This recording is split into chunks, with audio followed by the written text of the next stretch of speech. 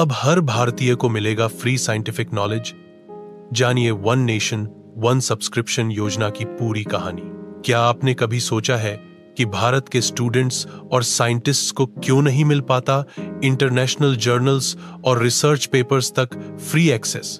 क्यों एक आम नागरिक को रिसर्च तक पहुंचने के लिए हजारों डॉलर देने पड़ते हैं? अब इस समस्या का समाधान आ गया है वन नेशन वन सब्सक्रिप्शन योजना। वन नेशन वन सब्सक्रिप्शन का सीधा मकसद है देश भर के सभी नागरिकों को रिसर्च जर्नल्स, मैगजीन्स और साइंटिफिक डेटा तक मुफ्त पहुंच देना। हर साल सरकार करोड़ों रुपए खर्च करती है अलग अलग संस्थाओं को सब्सक्रिप्शन देने में। अब एक ही नेशनल डील से पूरा देश इसका लाभ ले सकेगा। फिलहाल भारत के हजारों कॉलेज और यूनिवर्सिटी अलग अलग महंगे जर्नल्स का सब्सक्रिप्शन लेते हैं। एक प्रतिष्ठित साइंटिफिक जर्नल तक एक्सेस के लिए लाखों रुपए खर्च होते हैं। छोटे शहरों और ग्रामीण क्षेत्रों के संस्थानों को यह लाभ नहीं मिल पाता। मिनिस्ट्री ऑफ एजुकेशन और मिनिस्ट्री ऑफ साइंस टेक्नोलॉजी इस योजना को लागू करने में अग्रणी भूमिका निभा रही है।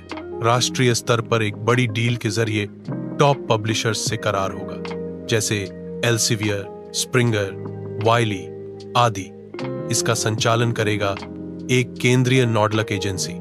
अब देश के किसी भी हिस्से से कोई भी स्टूडेंट, शिक्षक, डॉक्टर या इंजीनियर रिसर्च पढ़ सकेगा, डाउनलोड कर सकेगा और नया इनोवेशन कर सकेगा।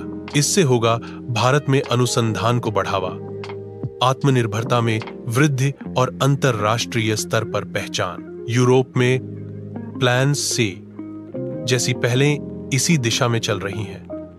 भारत की ये योजना एशिया में अपनी तरह की पहली है। नॉलेज डेमोक्रेटाइजेशन यानी ज्ञान का लोकतंत्रीकरण यही है इसका मूल उद्देश्य।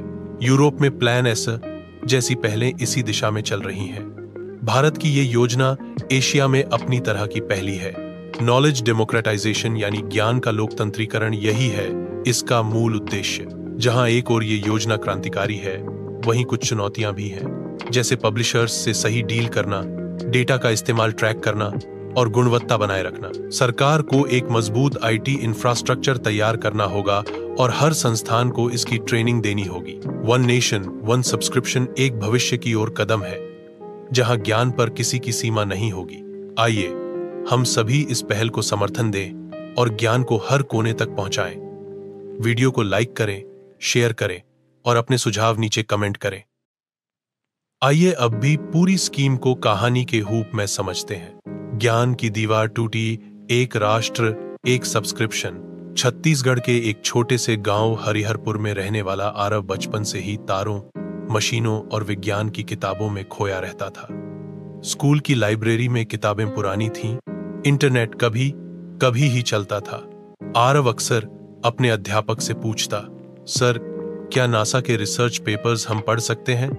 अध्यापक मुस्कुराकर कहते, बेटा वो तो बहुत महंगे होते हैं, वो बड़े बड़े कॉलेजों को ही मिलते हैं। लेकिन आरव की जिज्ञासा नहीं रुकी। एक दिन गांव में एक बड़ी घोषणा हुई। सरपंच रामलाल ने पंचायत भवन में सबको बुलाया और टीवी ऑन किया। टीवी पर खबर चल रही थी, भारत सरकार ने लॉन्च की वन नेशन वन सब्सक्रिप्शन योजना। अब देश के हर नागरिक को मिलेगा free access top scientific journals और रिसर्च पेपर्स तक। आरव की आंखों में चमक आ गई। उसने पहली बार स्प्रिंगर और एल्सेवियर जैसे नाम सुने और उसी दिन उसने पंचायत भवन की डिजिटल लाइब्रेरी में जाकर रिसर्च पेपर डाउनलोड किया। Solar hydrogen production using nanotech materials. उसे लगा मानो उसके लिए दुनिया का दरवाजा खुल गया हो। कुछ महीने बाद आरव ने गांव में सोलर हाइड्रोजन पर एक प्रयोगशाला तैयार की। उसका छोटा सा प्रोजेक्ट वायरल हुआ। आईआईटी बॉम्बे के प्रोफेसर ने आरव को बुलाया। वहीं एक साइंस एक्सपो में उसकी मुलाकात हुई डॉ. मीनाक्षी शर्मा से, जो खुद एक वरिष्ठ वैज्ञानिक थीं। उन्होंने कहा, आरव तुम जैसे छात्र ही इस योजना का असली चेहरा हो। अब ज्ञान सिर्फ शहरों तक सीमित नहीं, यह हर कोने तक पहुंच गया है। कुछ साल बाद आरव आज देश के सबसे युवा वैज्ञानिकों में गिना जाता है। वह अपने गांव में एक साइंस इनोवेशन सेंटर चला रहा है, जहां वह हर गांव के बच्चों को इंटरनेशनल रिसर्च से जोड़ता है।